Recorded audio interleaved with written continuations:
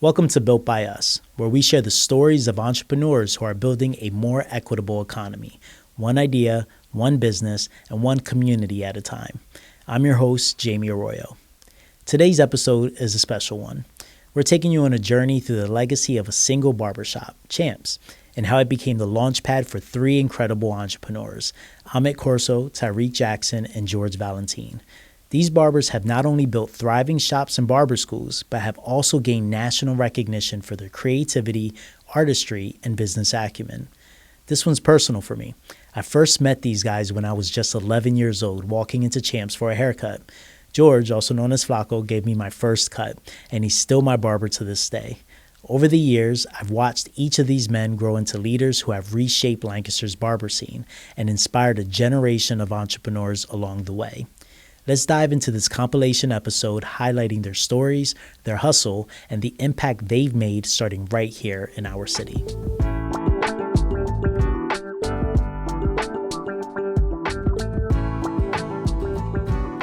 So the biggest transition from the barbershop to my own was managing people that were all older than me. So I was 21 and 3 out of the 4 barbers in my shop were all older than me.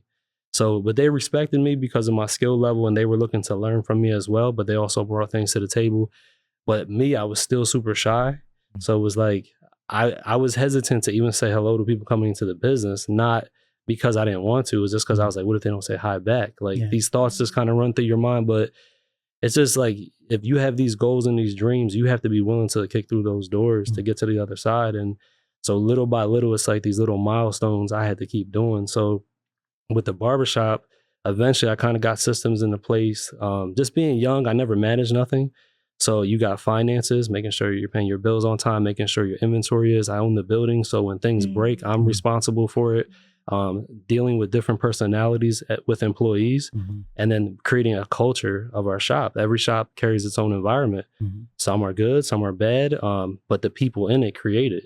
So it's up to me. It's like barbershops are definitely like a basketball team, right? You pick your starting lineup. Sometimes people get traded, sometimes people get fired, and you got to create that organization that wins championships every year. So for me, I realized down the road that hiring talent wasn't the answer. Hiring good people that are hungry and reliable was always the right way to do it. Because if they got that drive, they're going to get better as time goes on. They're just going to do this for the next 30 years or something. Not that I'm complaining, but I just felt like through failing and learning, there were so many things that I knew that I needed to give to the next generation so that all the mistakes I went through, they wouldn't have to do that. And they can have that mentor that I didn't have that I wish I did. So to kind of like give them the answer key to what they're about to get into. Now, you can give someone the answer key, but it's still up to them to write the answers in. So, I kept telling my wife, I think I want to open up a school. And if I do it now before, our child's born, by the time she's in like first grade, we're going to be fine. So I had to keep my word, and I think I got delayed by about half a year because of COVID. But that was the biggest transition for me was the school. Life was good with a barbershop, but knowing that I was bringing a kid into the world, I just wanted more for my family, for my daughter's kid someday, and just leave my legacy. But I know it requires a lot out of me to create that. So just really trying to push the bar forward every day, every single day I wake up. So yeah. Well, there's a lot to unpack there. One thing that stood out to me was building a championship team. So I know a little bit personally because about some of your teammates, but talk to me about some of the key figures on your team that have helped you throughout this journey. So in my barbershop, it's a great story for myself. It was something I always wanted I wanted everybody that worked for me came under me that I trained. So I have my manager, his name's Daniel Pena. He's been with me 11 years. Kind of like second in command is Brian Sanchez. He's been with me as well for 11 years. Those two guys are like my brothers. We kind of been through the storm together, because our business is now appointment only, but they were in the grind when we had walk-in specials and hundreds of people were cutting a week and just going crazy. But they stuck it out. And then the other 5 barbers that work in the shop were all graduates of the school. So it's kind of a cool thing that every person was really handpicked. Those 2 guys were my apprentice back in the day before I had the school. And just, I handpicked them because I seen something in them. And I know they'll get mad at me when they hear this, but none of them skill-wise were ready to cut in my shop. And I also remember I wasn't either when I started in the barbershop. So, but the thing that I seen in them was a little bit of me. I seen that drive and that fire that they had. And I knew they would get better. And now, like, you can send anybody sharing my shop, feel 100% confident. There are a bunch of lines in there. And it's great because they all came from the same school. They don't say it, but there's a little competition between them. Like, who's going to be the best? Who's going to get the most clients? Who's going to end up charging the most? And it just pushes each other, which is great in the business. So, and then at the school, my right-hand man over there is Zach Wise. He's my campus director.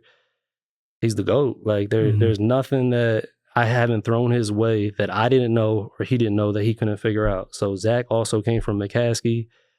He graduated #1 in his class. And now he's continued keeping that #1 spot for me. Like, if it wasn't for him, our school wouldn't be where it's at. Like, he's the everything in the office. He handles everything educational is what I've been handling for all these years. And it's just been a great team together. We just trying to like incentivize him, never put a ceiling over his head as well. If we grow, he grows as well. And that's what I try to do in both businesses is because I don't want a ceiling over mine. How can I create room for growth for everybody that you never plateau? And if you do this, you can go to that next step. So just keep trying to be innovative and things like that in business. Yeah. I'm curious, what resources or knowledge did you seek out when you look to open up your barber shop and the academy? So the barbershop, as far as seeking out, it was just what I was in the barbershop working because like I said, it wasn't really big for like social media and things like that back then. I think we were still on MySpace back then. So, so there wasn't much. I just knew I wanted to like open up my own shop at that point. But for the school, I just felt like it was a need in our city. I wanted to bring something different to the city and really like raise the bar when it comes to barber schooling and really turning everyone that comes into the school into a good person, a businessman, and then a barber. Yeah. Those are the 3 main focuses that we try to do first, like making those changes so they can change their life as well. But for me, like what a lot of time motivated me was going to hair shows, taking classes, seeing successful people and knowing that's where I wanted to be. So, and now it's like social media. You don't have to go. I mean, I know everything on social media isn't reality, but even what people do, it still can motivate you. Like if you see a barber school in Atlanta doing something that you're not, you can now incorporate that by using that tool. So, and I don't want to sit back, I want to stay innovative, but shaking people's hands. I was at a hair show in Connecticut a couple months ago, and I got to talk with a friend of mine. He has a school actually in Atlanta, and just some of the things he's bringing to his school are great. And then there's things that I do that he didn't know. And then now we're doing both of the things at each other's school. And I think that's what it's about, because it's not about who's better, because our goal is to educate the next generation. So I could care less whose school has more students. It's just impacting them, and their success is my success. So there's something about barbershop culture where it's very competitive and collaborative at the same time. Because you're right, like there's always a competition of who's better, who has the better cuts. But I've never seen anyone compete to the point where they're not willing to collaborate. There's constantly barbers going over to another person and helping them out. Absolutely, so, it's a beautiful thing, and that's the great thing about it is like competition is good. Like that's what pushes your business. If you notice, like anytime you see like a McDonald's, there's a Burger King nearby, and they're still doing good. So sometimes we need that push because it makes you level up your business to the next thing. If I was the only barber school in the city, I might get complacent because I don't have anybody on my heels. That's true. But there is another one. So I got to make sure I bring quality every single day in my business, but I got to focus only on my business. Like a lot of times barbers worry about what other shops are doing, things like that, and other barbers. Like when you start doing that, you're the problem, and that's how you're not going to grow. Like I promise you have enough headaches in your own establishment. So focus on those things, run your business as good as you can, be good to people, and good things will happen. And I'm a big believer on you don't own your business unless you own your building. So I know a lot of people, I've said that before and people didn't like that, but it's just like when your lease is up, if they say it's going up 30%, is your business still going to be there? So really control the narrative, control your business so no one can control you. So if it means waiting 2 to 3 years to save more money, to put yourself in a better situation as an independent contractor, that's your retirement. So you own a building, you're in business 30 years, it's probably quadrupled in value when you're ready to retire. You can sell it, it's paid off. Now you have another retirement fund if you don't have IRAs, 401ks, things like that. So those are the things where most of the time we're just excited to say we have a business, but a lot of people don't realize everything that goes on when you have a business. So just that financial stability. I was in a perfect situation where I had a 2-unit, so I had a 10 and above. I literally operated a business for the last 19 years for free because the rent paid the mortgage. We're at Assets, one of the things that we focus on is around technical assistance and financial coaching for a lot of our community lending clients. Tell me about the importance. It sounds like you've done a lot of deep dives into personal finance and educating yourself in that space. Yeah, I mean, it's just like at our school, we teach financial plan classes. We bring in lenders and mortgage brokers to explain to our students and credit specialists. It's not part of the curriculum, but that's what people need to do to create financial freedom. Like you have to gain assets, no pun intended, but I mean, like you really do to create that opportunity for yourself. So like I took a lot of classes, things like that as well, just listen to YouTube videos, just to continue to educate myself. As I'm projecting the future of where I'm going, I want to work less. I want to slow down. I want to plan my retirement, but I've been planning my retirement since the day I opened my shop. So, and that's the biggest thing for young business owners is like, I tell the students in orientation, how are you guys going to put your clippers down? And they're looking at me like, well, I didn't even pick them up. And I'm like, okay, well, you need to work on this plan now because you don't want to wait till you're 65 and like, okay, I'm still cutting hair and I have nothing in the bank.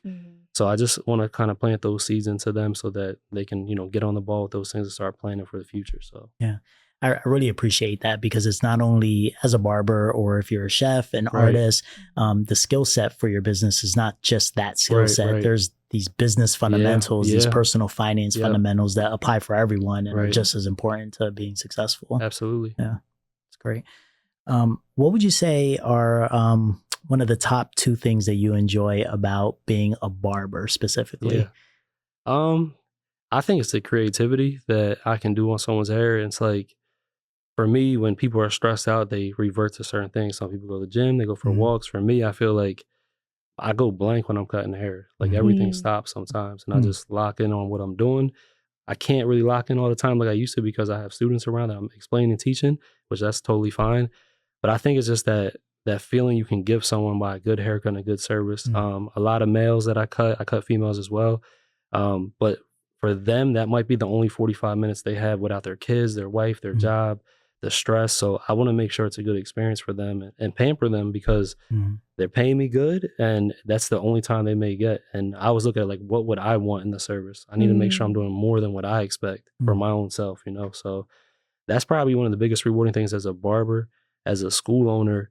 It's just planting the seed and watering it daily and watching it grow. Like there's no greater feeling when someone tells you like you helped me and it worked. Basically for me, it's like I was a kid that I never thought I would be having these things, having a school, having a shop and being in the position I am. But I'm grateful that things worked out that way and I'm able to do that. Everybody talks about their why, like why did we get into barbering? Why did I do this? But I think it's more important about what you're more, like what do you need more of? Is it free time? Is it happiness? Is it, what are those things you need more of? And those are the things are the reason why you got into business was to get those goals that you've seen in your head. So you don't want to lose track of why you got into it. Like if you wanted to work 3 days a week by running a business, you should do it. So I'm just big on like trying to plan a trip every quarter.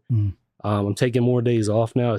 I feel like I'm almost going to get in trouble or something. Like I'm doing something wrong. I'm playing hooky or something. Like it's weird. Yeah. Like Tuesday today is my day off. I blocked the rest of my summer out. Tuesdays is the day I do scalp micropigmentation. But my daughter's, she's home for the summer. So every Tuesday is daddy-daughter date the rest of the summer until she goes back. So, with kids, you don't get a lot of time. So I'm shutting the books down till September and the rest of the summer is all for her. So, and these are things that I always said I wanted to do. And now we're doing it because of the hard work that we put in. It positioned us to do so now. This episode is built by Edwards Business Systems. EBS is a family-owned company that has been providing superior office technology and services for over 70 years, specializing in multifunction printers, wide format and industrial print solutions, as well as managed IT and other print programs. With a focus on streamlining business processes, EBS ensures that clients have the technology and support they need to thrive in today's competitive environment.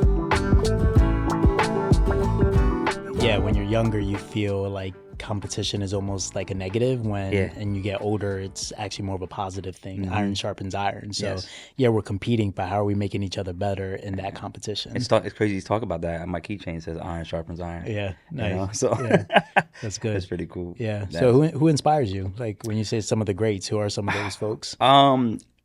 There's one of the greats is my mother. The second great is say Champ Hall, that owns a barber school. I also had inspirations along the way.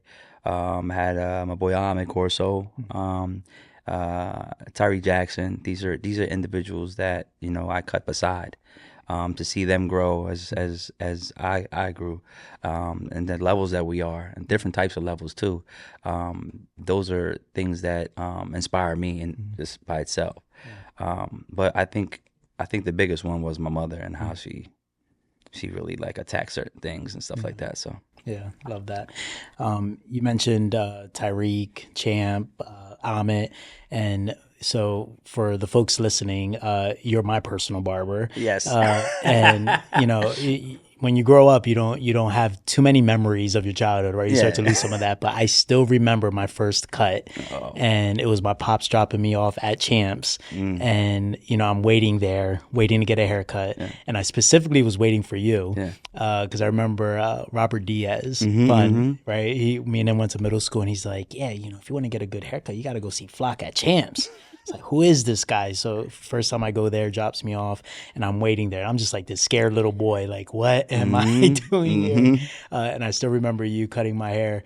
It was when I had the bangs and all. You cut everything off. The number 2, number 3 or something like that. Yeah, but I was 11 years old. Wow. So you've been cutting my hair since then. Yeah. So tell me about your origin story. When did you, because you didn't start at Champs. No, I didn't. So when did you start cutting hair? I started cutting hair at the age of 14. I was in my mother's basement. I was trying to figure out how to make money. The crazy thing about it, me and my brother used to fill out applications. Remember when LAP used to be on Lincoln Highway? Yeah. Well, I filled out an application there, never got hired. But my brother did, and he only lasts 2 weeks. So every application I applied for, he always lasts 2 weeks. And I'm like, bro, I want to work. So, that was the beginning stage of that. And then I was getting a haircut by a guy named Coey. He was a local barber. He used to cut hair in his house and stuff like that. So I started seeing the way he held a clipper and the way he was like, maneuvering in and out. And I was like, this is like it's very creative, like artsy. And I was really good at drawing and stuff like that. And I was artsy. And I picked that up and I actually asked him for a couple of pointers. And he goes, you want to cut hair? I was like, I don't know what I want to do, but it's very interesting. And then he's like, just a pair of clippers, et cetera, et cetera. So I was like, all right, cool. So he really didn't give me all the detail. I don't think everybody gives you the sauce, you know what I mean? So at that moment, I realized, okay, cool, that's something I want to do. I'm interested. So I told my brother, I said, hey, I want to cut hair. And, it was more like a laugh from him. Like, you want to cut hair? Like, who wants to cut hair? I think people just lose the vision of certain things. But I always had that type of vision, so I was like, I want to cut hair. So long story short, his friend noticed that I wanted to cut hair. So he grabs me a pair of clippers. I don't know what he did. I don't know if he stole them or if he bought them. He said, hey, I got a pack of clippers. I got them from Walmart. Yeah. I didn't know what I was doing. Yeah, I just think he just wanted a haircut. So I just cut him up, and I don't know what I did. It was bad. So from there I just started picking up different things. Started realizing that the clipper that I had didn't have a lever. So it was just clipper over comb, and I was leaving lines all over it, and and then that's where it all began. Something that I think about as you're talking is drive, right? So you talked about we're going to get toilet paper if we need to get toilet paper. We're going to go put the floors in if we have to. And even now, your own shop, whenever you're doing some remodeling, it's you doing it. Yes. Like I'll drive by and I'll see you in on a Sunday. What is Flock doing in on a Sunday? And you're doing the work yourself, right? What's that drive? Do you think that's necessary to be successful as an entrepreneur? I think every entrepreneur has a drive. It all depends on what vision you have. My drive is a constant work. Like I love working. I love doing new things. I love being creative. I think that's where my strong points are, being really creative, creating ideas, creating concepts. me designing my shop and adding constantly, different ideas, I think it creates I don't get boring. I love what I do, and when you love what you do what you love. And to me, I think the biggest thing with a lot of people, they stop loving what they do once they get to a certain level. And to me, it's like I always want to chase that love, that passion. Even if I decide not to cut hair no more and do something else, I still need to do it with passion. I just can't just do it because, it's going to be lucrative. It's more or less just that passion creates that drive. That drive creates that energy creates that levelness of like, what? I created something. I did something and I achieved it, so. Yeah. Do you think people get too comfortable sometimes and that's why they lose that love, that passion for something? Yeah, I got comfortable one time. Oh, yeah? Yeah. Tell me more about that. So when I first opened up the shop, I was doing designs and all that and haircuts. So haircutting started becoming like a regular job. There was no passion, no love behind it. It was just like, all right, I own a shop. I'm a business owner. What's next for me? You get stuck. You get into them that plateau. I was never taught business. I was never taught how to continue elevating your mind, or or read, or just find different books that you can read and really like create that palette of energy to maneuver. Or what if there's a level that you can achieve beyond just cutting hair? All I knew how to do was cut hair. Just pick up a pair of clippers, cut hair, open up a business, maybe put a few barbers in there. And that, it wasn't happy. There was no happiness in that. It was just, okay, I'm a business owner. Okay, cool. So then hair shows came about. And that's what sparked my energy again. Going to a hair show, a trade show, seeing people cut hair, doing designs, winning competitions, that created that energy again. And I was like, what? I won't ever lose that fire. And that's why I say I'm constantly in competition with myself. And that's what I found. That deep-rooted emptiness was, I need competition. I need to create that drive. What can I do next? Yeah. So once you find that and you find who you really are, everything else is just level up. What do you do to mentor some of the barbers that you work with now? So you've gone through this journey, right? You've learned from folks like Champ or the folks that were around you. When there's a new barber in your shop, what are you doing to mentor them or make sure that they're following a good path to maybe be their own entrepreneur one day? Yeah, I think a lot of times it's more they already know what they're getting themselves into when they go into an establishment like that, or if they would have picked a different shop. Yeah. I think there's rules, there's a blueprint to follow. I think at this moment in time, I have a great group of guys. I mean, you met them. Yeah. Other piece of work. But it's all a nice, good click, as I call it. Everybody has their own different personality. And, sometimes you can fit with the group, and sometimes you don't fit with the group.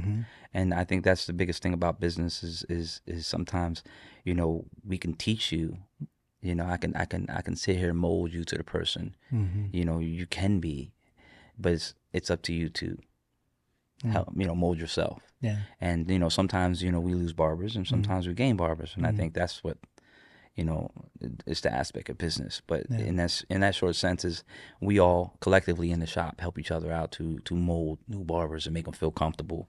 To make it feel like family. We go out to eat together, we chill, we hang out and stuff like that. So it's pretty cool.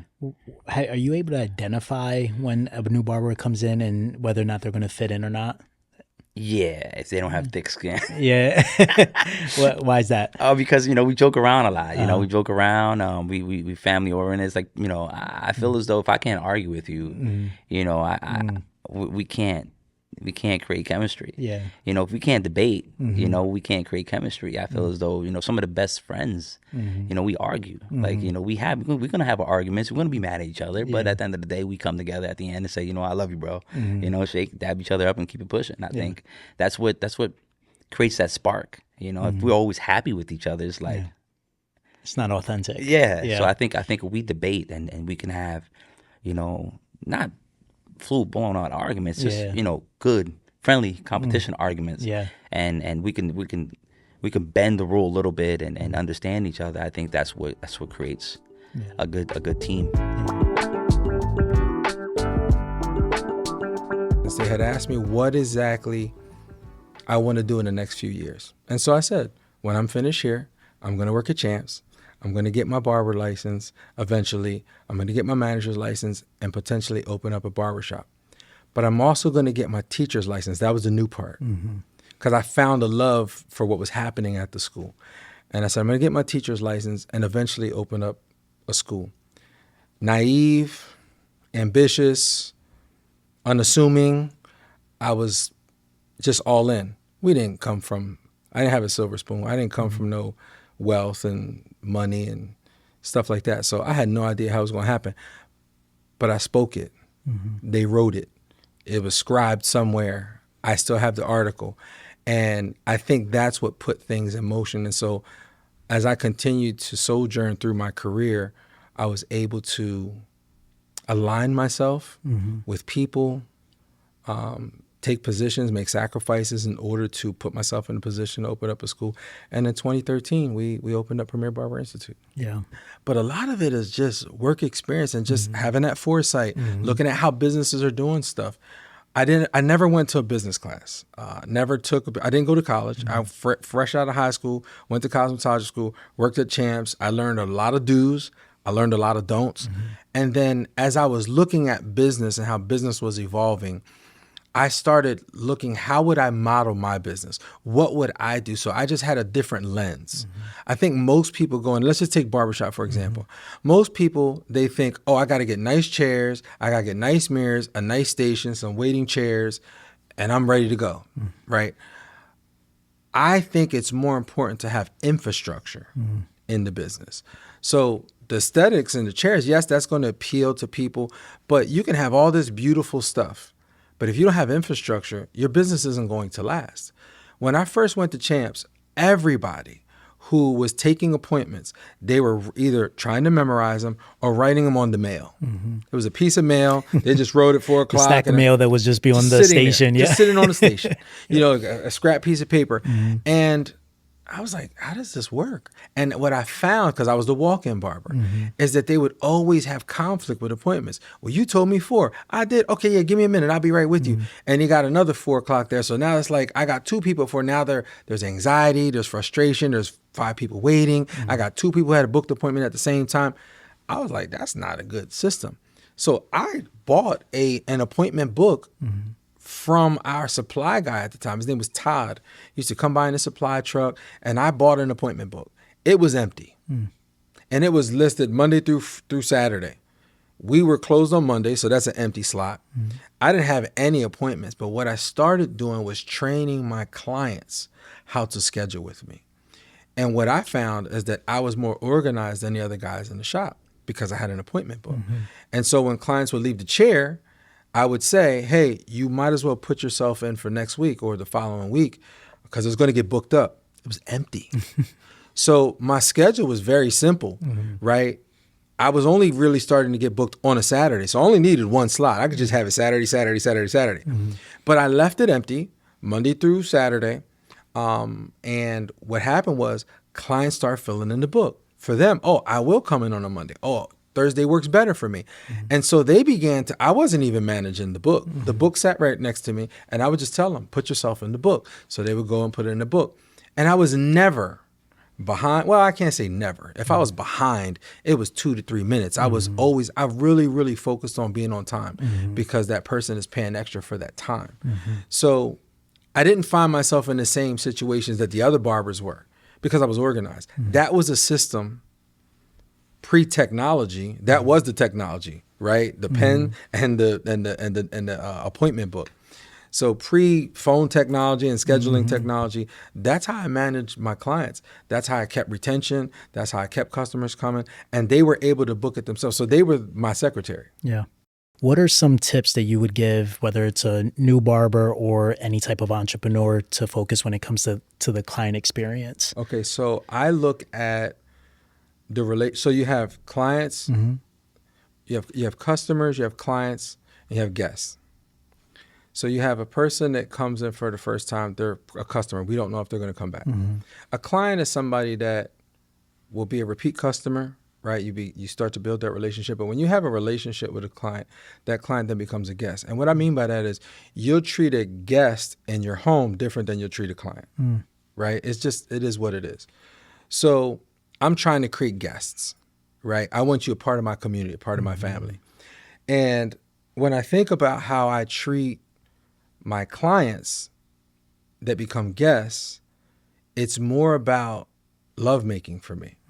And what I mean by that is we have 5 senses. I try to tap into every sense. So if I'm in a relationship with somebody, that relationship, I need to be able to smell good, look good, sound good, right? Feel good, taste, everything. People are like, how do you do the taste? Everyone's like, yeah. So listen, so as a kid, you know, if you go to Disney and you walk in, you immediately hear the sounds. You immediately see, right? You hear roller coasters rolling. You see beautiful buildings. You see characters in dresses. You smell peanuts and popcorn. All of your senses are being affected. That's why it becomes so memorable. You're creating memories with attaching senses to those experiences. And so in lovemaking, and I mean this in the most professional way, right? But like when you're dating somebody or you're meeting somebody for the first time, you're trying to create memories that will last forever. And so it's being able to tap into those 5 senses. Because if you smell something that smells remotely like me, you're probably going to be like, is he around? If we had that memory, right? If there was a food that you ate, you're like, I remember when first time I had this, I had it with him, or he showed me how to eat it, or whatever the case may be. So you're creating love experiences in relationship. And I'm doing the same thing with customers when they come in. They're a customer first, they become a client when they become a repeat customer, but then they become a guest. They feel like they're at home. I had a guy recently come to the barbershop. And I'm gonna give you the visual of this guy. He's sort of has a hipster look. He's got you heard somebody laugh in the background. He's got the flannel shirt. He's got the jeans rolled up. He's got the boot. He has the glasses. He's got the side part, right? You know what I'm talking about. You know the guy I'm talking about. He comes in with his son. His son looks just like the kid from the Christmas Story. You'll shoot your eye out. He looks just like this kid. And he's just a little bit smaller version of him. And he's been coming for a while. And I knew the shop that he came from before. Never asked him. It's not my business. He started booking an appointment. I never gave him a business card. I've never reached out to him. I didn't send him any posted ads or anything. He found us. He booked an appointment. He came in and he got an experience. He continued to come. He's been coming now for 3-4 years now. And just recently, I'm telling you, we were having a conversation, just an open conversation in the barbershop. This was probably about a month and a half ago. I'm having open dialogue in the shop. We're all just chatting about different things going on. And he says, Tyrik, I want to share something with you. And I said, what's that? He goes, I don't know if you know this. He said, but this is the reason I come to this barbershop. And I just kind of looked at him. He says, well, where I was going before, I got great haircuts. I know all the guys. We all get along. We do a lot of the same stuff. He said, but I didn't want my son to think that that's what the world looked like. He said, when I come to your barbershop represents the world that we live in. The diversity, the conversation. My son's comfortable in here, and he's learning that everybody is special. You talk about having a moment. I didn't know if I wanted to cry or what, because you do things and you don't know how they're going to impact people.